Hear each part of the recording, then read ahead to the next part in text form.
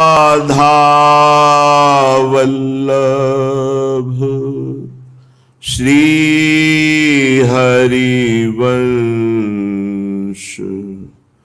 राधा वल्लभ श्री हरिवंश वृंदावनेश्वरी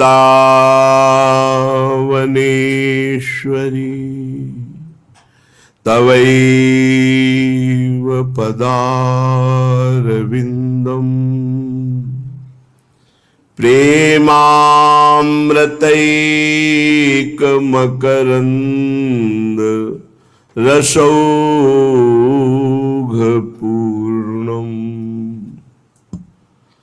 हृद्यर्पितं मधुपते स्मरतापमुग्रम्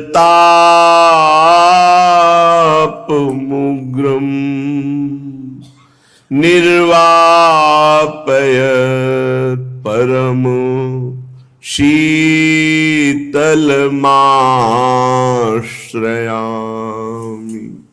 निर्वापयत् परम शीतलमाश्रयामि। परम सच्चिदानंद घन प्रेमानंद स्वरूप नवनिभृत निकुंज महामहिम परम पावन श्री वृंदावन धाम, श्री वृंदावन धाम के लाड़िले युगल सरकार प्राणाराध्य श्री प्रिया प्रीतम जो समस्त सहचरी परिकर खग मृग पशु पंछी लता रजरानी यमुना रस रानी समस्त ब्रजवासी परिकर परमार्थ पथ में या तो गुरुदेव की दृष्टि जो शास्त्र दृष्टि है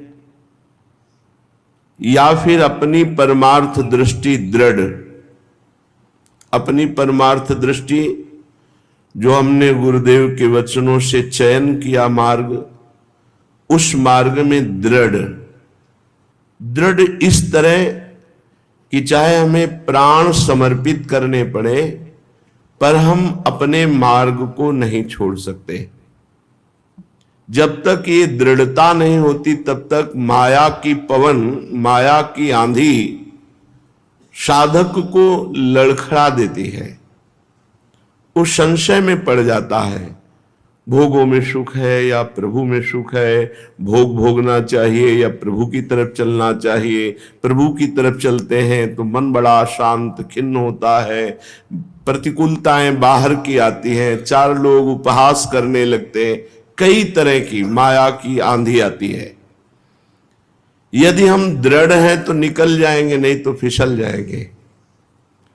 बहुत से आपके सामने ऐसे प्रमाण आ सकते हैं कि परमार्थ में चल रहा था, देखो वो भ्रष्ट हो गया, वो नष्ट हो गया, वो पतित हो गया, कहीं हम भी पतित हो गए तो हमारा जीवन का लाभ क्या मिलेगा, ना भोग भोगा न परमात्मा की प्राप्ति हुई। बहुत तरह की बातें हृदय में, माया चूंकि अंदर भी है और बाहर भी है। बाहर व्यक्ति वस्तु स्थान का रूप धारण करती है और अंदर वृत्ति का रूप धारण करती है। ये वृत्ति भी माया है। वृत्ति का लय हो जाना ही ब्रह्मबोध हो जाना है। एक भी वृत्ति जिस दिन उदय नहीं होगी उसी दिन आत्मस्वरूप का बोध हो जाता है। श्रीपाद प्रबोधानंद जी महाराज ज्ञान और प्रेम दोनों को प्राप्त महापुरुष हैं। जैसे कल प्रचेताओं के प्रसंग में सुना कि हरि का साक्षात्कार गरुड़ पर विराजमान श्री भगवान और आत्मस्वरूप का बोध दोनों प्राप्त, ऐसे ही आत्मस्वरूप का बोध प्राप्त श्रीपाद प्रबोधानंद जी और प्रिया प्रीतम के प्रेम रस में डूबे बड़े दुर्लभ संत हैं। वो वर्णन कर रहे हैं कि निष्ठा कैसी होनी चाहिए।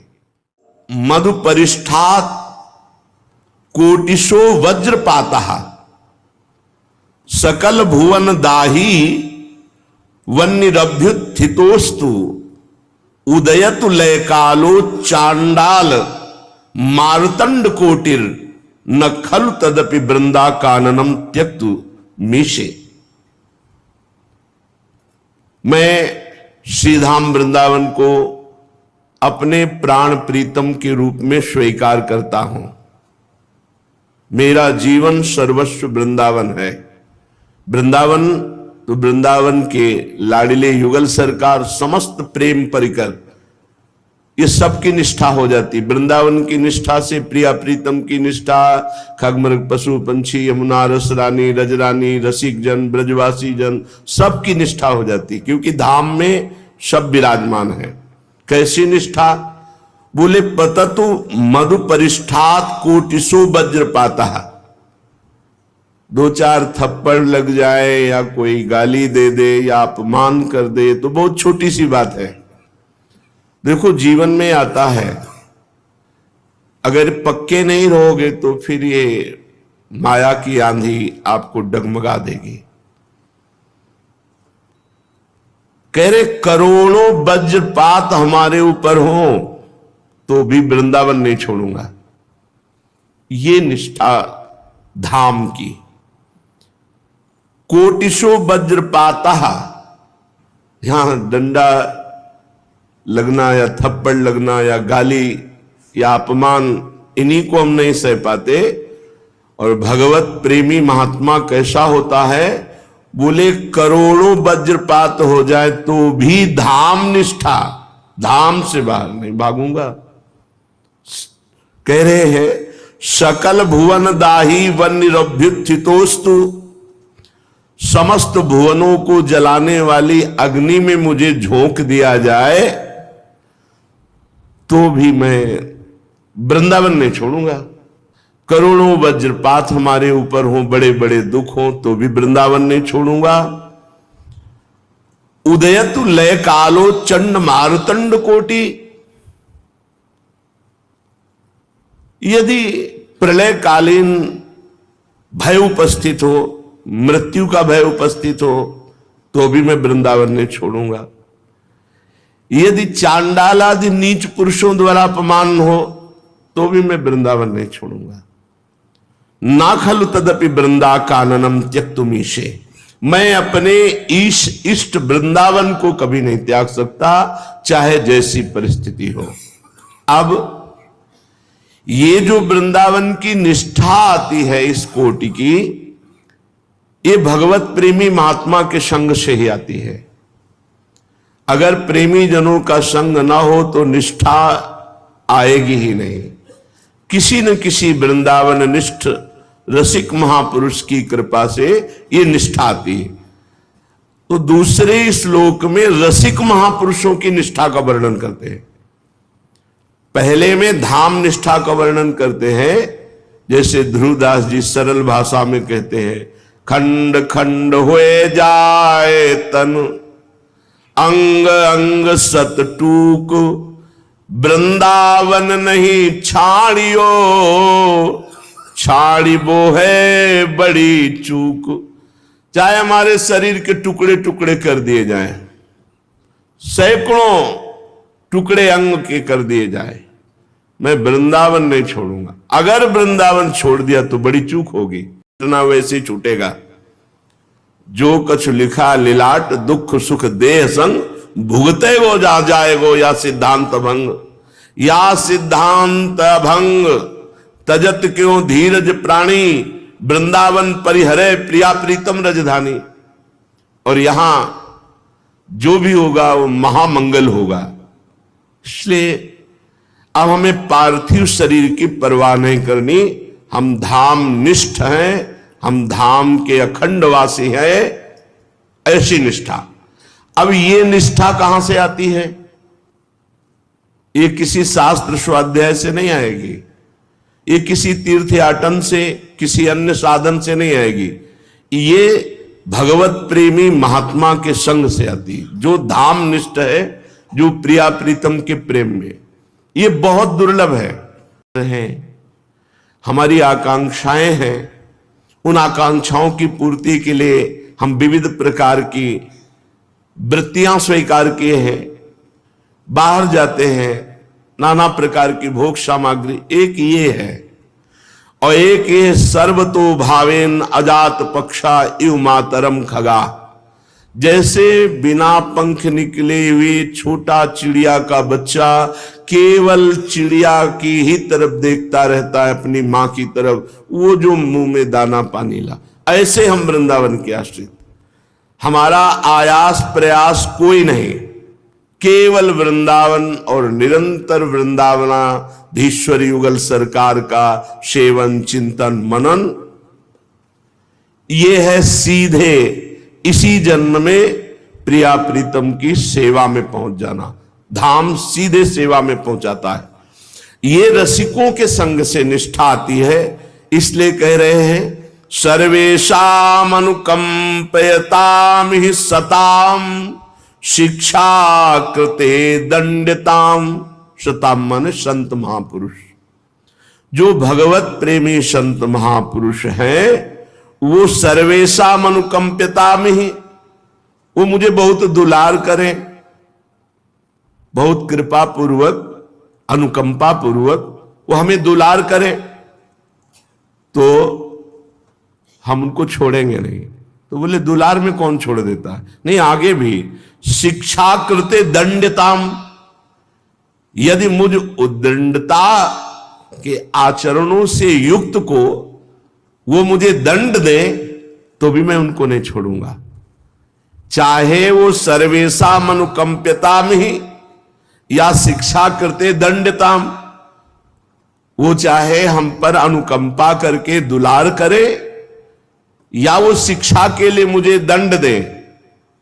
वात्सल्याद अभिमंड्यताम करुणयी वेष्ट्यतौ खंड्यताम, यदि वो वात्सल्य भाव में भर करके मुझे बहुत दुलार करते हैं, बहुत प्यार करते हैं, तो भी, या करुणयी वेष्ट्यतौ खंडताम, करुणा से पूरित होकर मेरे सुधार के लिए खंडताम, वस्त्र आदि से भी प्रहार कर दे तो भी मैं उन्हें नहीं छोड़ूंगा। ये बहुत बड़ी बात है। भूरी सखी जी ने कि हे जुगल जोरी सरकार, हम पर ऐसी करुणा करो कि आपके प्रेमी रसिक जन यदि वो अस्त्र लेकर भी मुझे मारे तो मैं उनके चरणों की तरफ ही भागूं, उनसे दूर नहीं। वो मुझे मारने के लिए आ रहे, प्रहार करने के लिए, और मैं उनके चरणों की तरफ भागूं जो आपके प्रेमी जन है। यहां श्री सरकार की प्रेम निष्ठा है। रे मन रसकन संग बिन रंचन उपजय प्रेम। तो रसिक संग जब हमें प्राप्त हो जाए तो चाहे वो हम पर अनुकंपा करे, या वो हमें शिक्षा के लिए दंड दे, या वो माता पिता की तरह दुलार भर करके हमें प्यार करे, या करुणयी वेष्ट्यातौ खंडताम, करुणा से युक्त हृदय होकर मेरे सुधार के लिए मेरी पिटाई कर दे या मुझे किसी भी तरह प्रहार कर दे, तो जाननन स्वस्य सुदुर्धियोपि ना परित्याज्य मत्य भवत। कह रहे कि मैं ये जान रहा हूं कि मुझे पीड़ा पहुंचा रहे हैं, पर इतना मुझे ज्ञान है कि मैं मंद बुद्धि हूं। मैं अबोध बालक की तरह इनको छोड़ूंगा नहीं, चाहे जितना ही हमको दंड दे। अबोध बालक, जैसे अबोध बालक को मां के सिवा कोई नहीं होता। अगर उसे कहीं कोई भय आता है तो मां की तरफ भागता है। अगर मां भी पीटती तो मां के ही वो गले लगता है, मां के ही वो आलिंगन करता है, और नहीं दूसरे की तरफ नहीं जाता हो। मां पीटे तो मां के ही हृदय से लगने की कोशिश करेगा। ऐसे अबोध बालक की तरह मैं, जो रसिक महापुरुष वृंदावन की प्रिया प्रीतम के प्रेमी जन है, मैं बालक की भांति उन्हीं का आश्रय लूंगा, क्योंकि मैं मंद बुद्धि हूं। मैं नहीं जानता कि उनका ये व्यवहार कितनी करुणा से युक्त होकर के हो रहा है। श्री वृंदावन मावशामि परमानंदत्य सीमम कदा। तो इसका फल क्या होगा? इतना तुम सह रहे हो तो इसका फल क्या मिलेगा? बोले असीम परमानंद स्वरूप श्रीधाम वृंदावन की ये निष्ठा जागृत हो जाएगी। पक्का। ये निष्ठा केवल रसिक महापुरुषों की कृपा से ही जागृत होती है। और श्रीधाम वृंदावन की निष्ठा का मतलब सारा काम हो गया। स्व आत्म कृपया वृंदावनम, वृंदावनम अपनी कृपा से जीव का कल्याण करता है। धाम के वास का यही महत्व है कि साधनहीनों को भी जो साधना से सदगति प्राप्त होती है वो साधनहीनों को प्रदान कर दे। श्रीधाम वृंदावन। व्याला उत्कृत्य खादन्त्वच विकटतमा काल सर्पाद संतु। अब तो बड़ी आधुनिकता फैल रही, इसलिए ये नहीं दिखाई दे रहे। नहीं तो हित धाम में ही हमने देखा फणधारी सर्प छाती के ऊपर से ऐसे निकल के, तो ठंडा ठंडा एकदम लगा, तो उठ के बैठ गए, देखा तो फड़काहे खड़े। तो अब चूंकि पुराना व्यवहार था, हमारे ध्यान का विषय यही थे, इनसे मुलाकात हो चुकी थी गंगा के किनारे, और हर समय हमारे ध्यान में देवादिदेव महादेव जैसे, अब वो तो जटा में भी बंधे हुए हैं, ब्याली यज्ञोपवीतम, और गले में भी विराजमान। तो पुराना तो हमें कोई ऐसा भय नहीं लगता था कि सांप देखा तो एकदम भयभीत हो, अरे काला, ऐसा नहीं। स्वाभाविक सहज अवस्था रहती थी। उठे और मन में सोचा बात से बाहर नहीं, अंदर शयन करेंगे। तो बाहर से पवित्र होकर लोग शंका करके जे भी आए, अंदर देखा आसन में बैठे, महाराज वृंदावन वास करना है, आप ऐसे भय दोगे तो कैसे, नींद कैसे आएगी, आप निकलो। जैसे कोई बात सुन के निकला वैसे नहीं। बलराम ब्रजवासी आते, इनसे पूछना, मालती की पुष्प चयन कर रहे थे।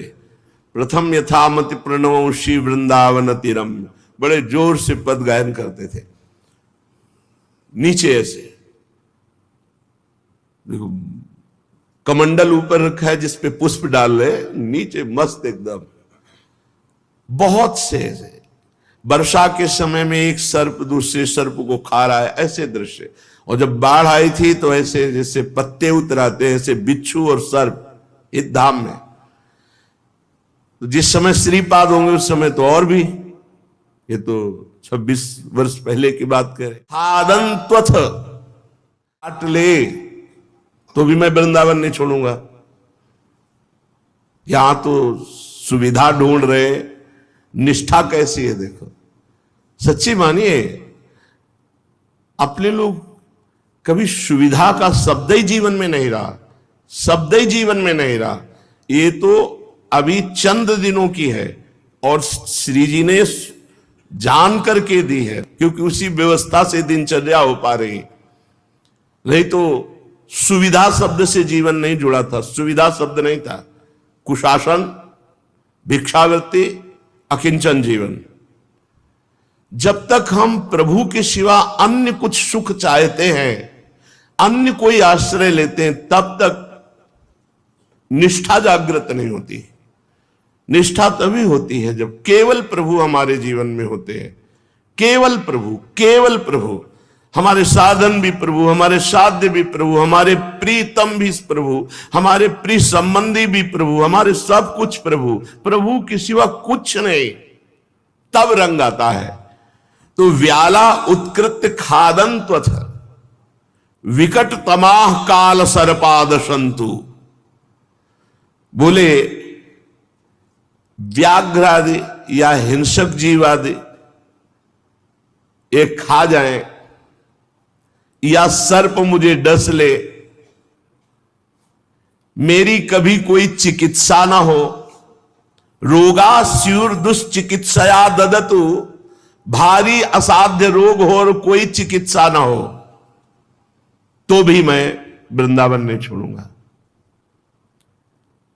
अब तो काफी सुविधाएं बढ़ रही हैं, काफी सुविधाएं, सहज हो रहा है वृंदावन वास।